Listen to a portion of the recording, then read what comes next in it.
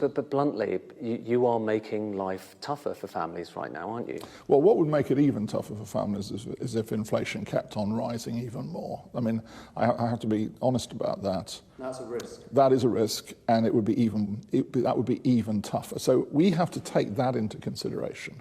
And right now you're already talking about inflation getting up to over 10%, the highest level since the early 80s. Yes.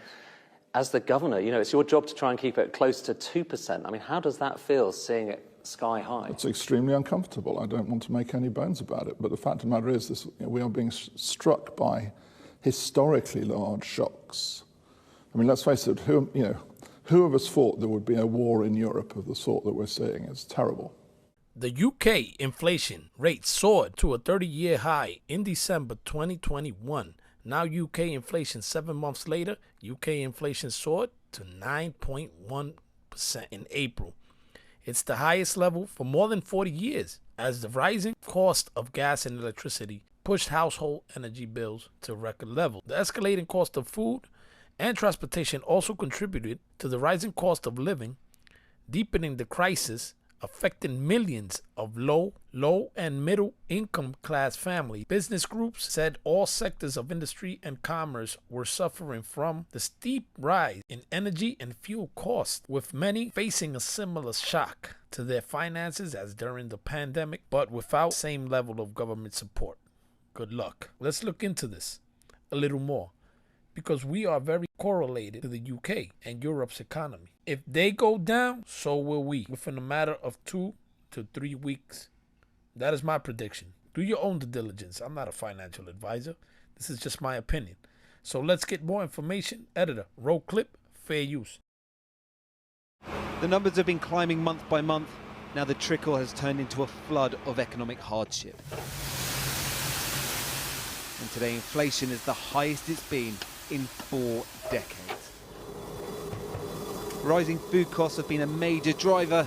Just listen to what's happened to a bag of flour. On average, wheat is 160. It was already at about 210 before Christmas. Invasion of Ukraine, it's gone from 220 to 320. So that's been the biggest impact for us. But on top of that, you can see us behind flour bags, all made of paper, 50% increase. We've had fuel, 35% increase. And then all of that is having to be passed on to the end customer, a baker in this case. The end customer, though, isn't just having to pay more for flour, but everything else they buy too. Inflation is now its highest since 1982, hitting 9.1%. And driving that rise, the essentials. Food went up by 8.7% over the year to May. Road fuel prices are 32.8% higher than just 12 months ago. High costs which economists say haven't even peaked yet, and pain which isn't been spread evenly. The Bank of England expects that inflation will exceed 11% in October, but the poorest households are already experiencing double-digit inflation according to the Resolution Foundation. They spend more of their incomes on the essentials, so an increase in food and fuel will have a much bigger impact. So the wealthiest households right now are experiencing inflation of just over 8.5%.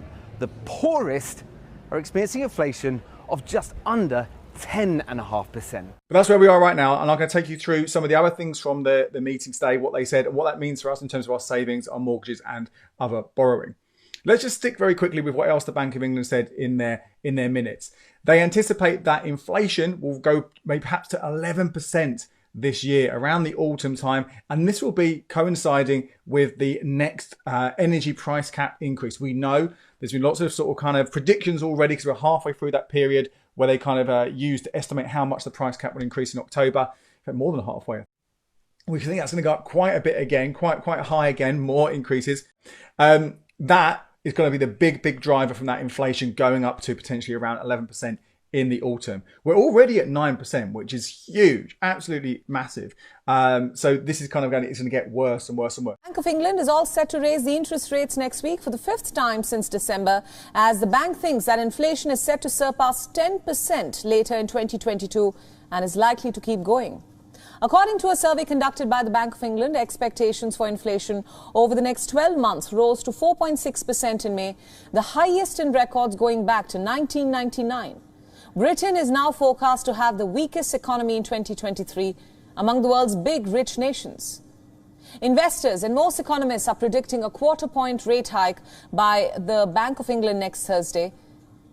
This would take the bank rate to 1.25%, its highest level since January 2009, when Britain's economy was punctured by the global financial crisis.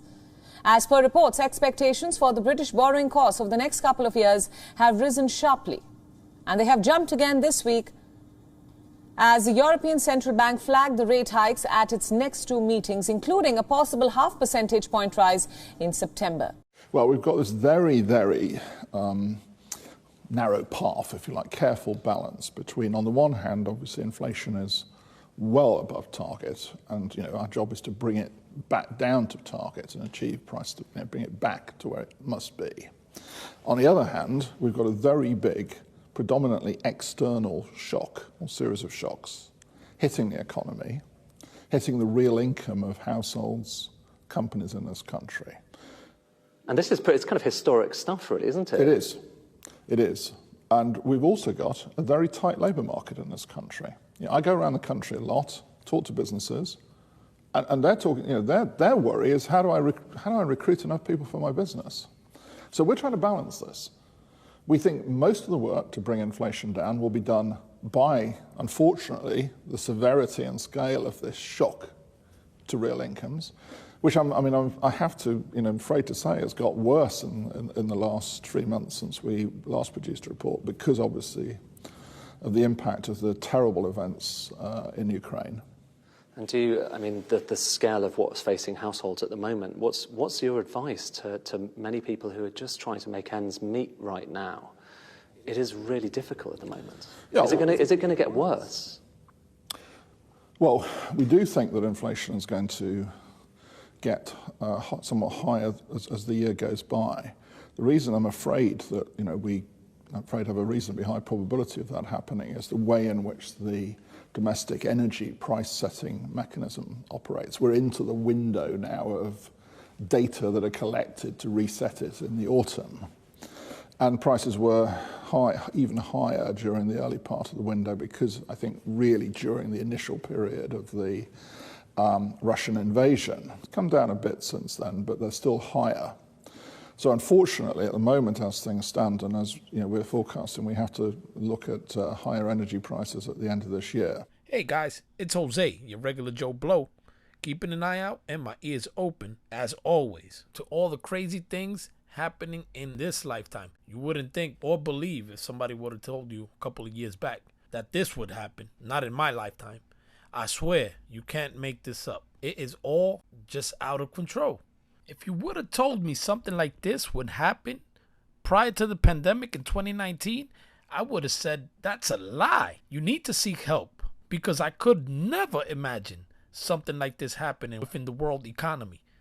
Do your own research, guys. Prepare, prepare, prepare. Also, add more gas to the fire. The Prime Minister, Boris Johnson, steps down on Thursday along with 60 others of government who resigned to the prior day on Thursday. All this at the same time. I'll bring you more information as it unveils in a couple of more videos. Guys, thank you as always. Thank you for your likes. Keep on sharing, and let's continue to prepare. Thank you for sticking with me to the end, and as always, stay free. It ain't hard to tell. I excel, then prevail.